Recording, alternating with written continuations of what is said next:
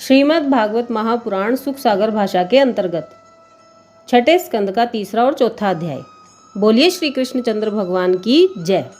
तीसरा अध्याय, यमदूतों का धर्मराज से अजामिल का हाल कहना। राजा परीक्षित ने इतनी कथा सुनकर सुखदेव जी से पूछा, महाराज, यमदूतों ने अजामिल के पास से जाकर यमराज से क्या कहा और धर्मराज ने क्या उत्तर दिया, सो कृपा करके मुझे बतलाइए।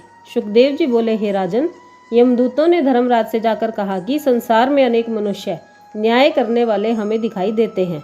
जब बहुत लोग न्याय करेंगे तो आपस के झगड़े से किसी पापी को बैकुंठ में और किसी धर्मात्मा को नरक में भेज देंगे। हम लोग आज तक केवल आपको न्याय करने वाला जानते थे। आपकी आज्ञा से सब जीवों को ले आते थे और क्रमानुसार उनको फल मिलता था। आज हम लोग आपकी आज्ञा से अजामिल पापी को लेने तो गए, परंतु उसने हमें देखकर अपने नारायण नामक पुत्र को पुकारा तो चतुर्भुजी रूप 4 पार्षदों ने आकर उस पापी को हमसे छीन लिया। इसलिए कह देते हैं, इसका ऐसा यत्न कीजिए जिससे हमारा अपमान ना हो। यह वचन सुनते ही यमराज ने ब्रह्म रूप भगवान का ध्यान करने के उपरांत अपने दूतों से कहा, तुम लोग नारायण की महिमा को नहीं जानते। उस नाम का महात्म्य इंद्र आदि देवता और भृगु आदि ऋषिवर भी अच्छी तरह नहीं जानते। हम ब्रह्मा, राजा जनक, मनु, भीष्म पितामह, प्रहलाद, राजा बलि, सुखदेव, नारद, महादेव, कपिल देव जी और चारों भाई सनकादिक उस नाम के महात्म्य को अच्छी तरह जानते हैं। देखो, नाम का वह प्रताप है कि अजामिल ऐसा महापापी अपने बेटे के धोखे से नारायण का नाम लेकर तुम्हारी फांसी से छूट गया। हम ब्रह्मा, महादेव और इंद्र आदि सब देवता परमेश्वर की सेवा में रहते हैं और उनकी आज्ञा के अनुसार सब काम करते हैं। भगवान की इच्छा से तीनों लोकों की उत्पत्ति, पालन व नाश एक क्षण में होता है। उनकी माया में सारा जगत बंधा रहता है। उनके दूत सब जगह रहते हैं और भक्तों की रक्षा करते हैं, पर किसी देवता व मनुष्य को दिखाई नहीं देते। उन्हीं दूतों ने अजामिल को तुमसे छुड़ा दिया।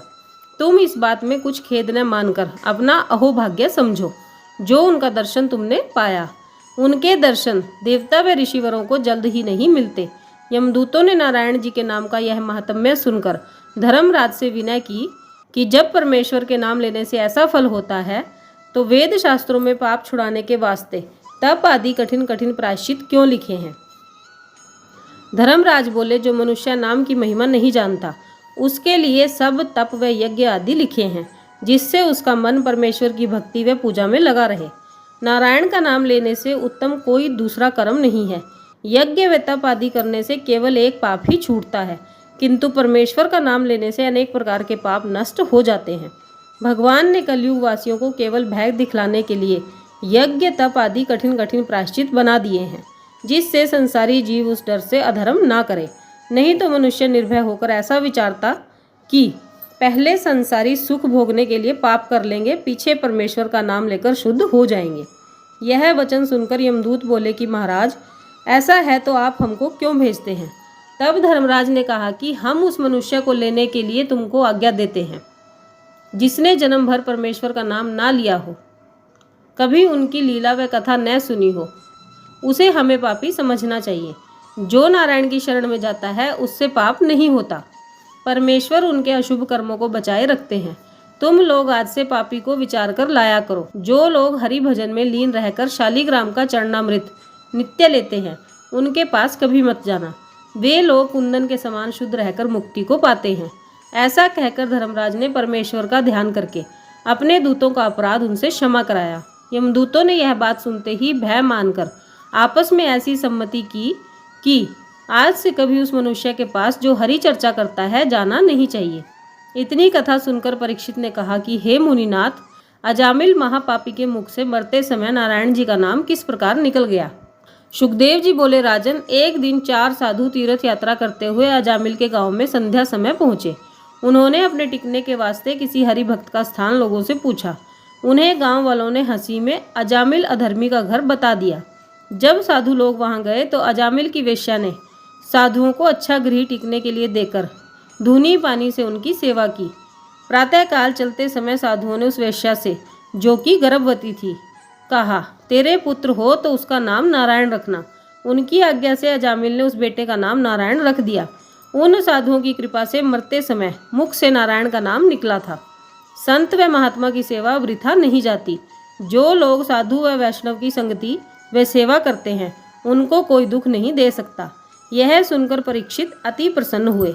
सुखदेव जी ने कहा, हे राजन, हमने यह कथा अगस्त्य मुनि से सुनी थी, सो तुम्हें सुनाई। परीक्षित ने हाथ जोड़कर विनय की, आपने मेरे ऊपर बड़ी कृपा की। वे दया करके नारायण के नाम का महात्म्य मुझे सुनाया। ये था तृतीय अध्याय। बोलिए श्री कृष्णचंद्र भगवान की जय। अब चौथा अध्याय, दक्ष का प्रचेताओं के यहाँ उत्पन्न होना।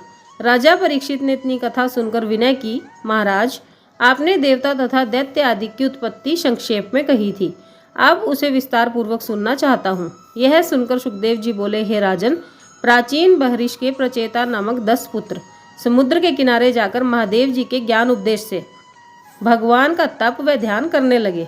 उनके जाने के उपरांत नारद मुनि की आज्ञा के अनुसार प्राचीन बहरिश राजगद्दी को सूनी छोड़कर वन में हरि भजन करने चला गया। उसका बहुत सा देश दूसरे राज्यों ने दबा लिया और अनेक नगर व गांव उजड़कर जंगल हो गए। जब प्रचेताओं को हरि भजन के प्रताप से भगवान का दर्शन मिल चुका, तब एक दिन नारद जी ने रमते हुए जाकर उनके राज्य का सब हाल उनसे कह दिया। यह बात सुनते ही क्रोध से अग्नि के समान ऐसी सांस उनकी नाक से निकली कि जिसकी ज्वाला से वन जलने लगा। यह दशा देखते ही चंद्रमा ने नीलोचना नाम की कन्या को, जो विश्वामित्र और मेनका नाम की अप्सरा के संयोग से हुई थी, लाकर प्रचेताओं से उसका विवाह कर दिया। जैसे ही प्रचेताओं ने आंख उठाकर उस कन्या को देखा, वैसे ही हरि इच्छा से उसके गर्भ रह गया और 10वें मास में दक्ष नाम का पुत्र उसके पैदा हुआ। तब प्रचेताओं ने अपने पिता के नगर व देश बसाने और सृष्टि बढ़ाने की उसे आज्ञा दी। दक्ष ने मानसी सृष्टि से बहुत से मनुष्य उत्पन्न किए। वे लोग स्त्री व भोग न करने से अधिक नहीं होते थे। इसलिए दक्ष ने सृष्टि बढ़ाने के लिए मंद्राचल पर्वत पर जाकर कुछ समय तक भगवान का तप तथा ध्यान करके हंस गुह्य स्तोत्र से इस तरह उनकी स्तुति की, उस पुरुष को नमस्कार करता हूँ जिसका वीर्य कभी नहीं घटता और माता के गुणों में वह वीर्य पढ़कर जड़ चैतन्य करता है।